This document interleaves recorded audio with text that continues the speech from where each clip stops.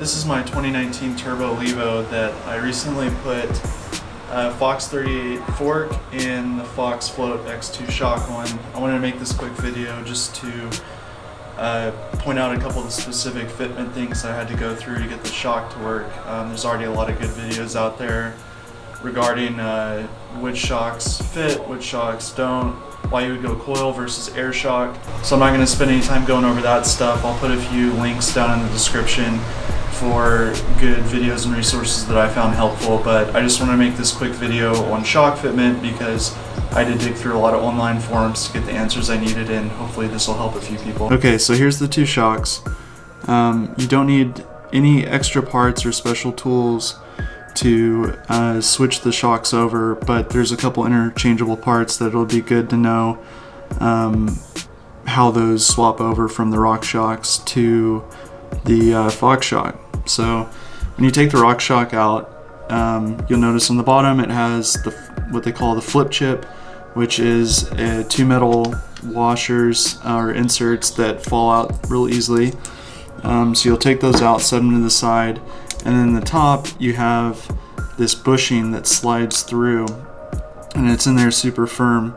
So what you're going to want to do is you're going to want to take that bushing out because we're going to use that in the new Fox shock.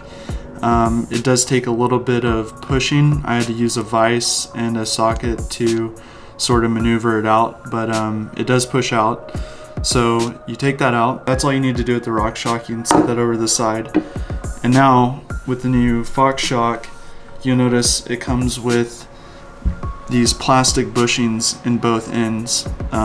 I've already taken it out of the bottom, so there were these little pieces in here. You can ply them out with a screwdriver. It's pretty easy. Just be careful not to scratch the shock.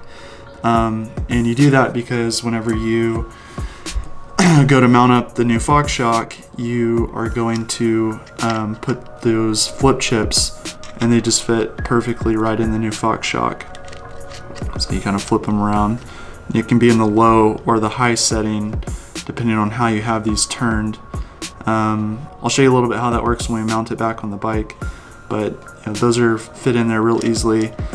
That's the bottom. So for the top part, you're going to take this sleeve that we pushed out of the RockShox and just push it right into the Fox shock, and that's all you need to mount up the top. So you see those bolts fit in there. Makes sense because it's what just came off the bike with the same sleeve. And the last thing you'll notice is obviously for the Levo, the top mount is vertical while the bottom mount is going to be horizontal. So you need to orient the shock to fit the bike. This is pretty easy. The thing turns on its own.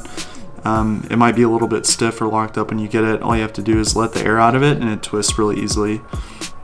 And then obviously when you get it back on the bike, you're going to want to air it up to the pressure that's right for you. So anyways, let's get this back on the bike and show you the flip chip. So like I was saying earlier, a lot of the online forums, it seemed like people were getting better results setting the flip chip to the low setting. That just means that once the shock's mounted up, you'll see that the end of the shock is lined up with that low setting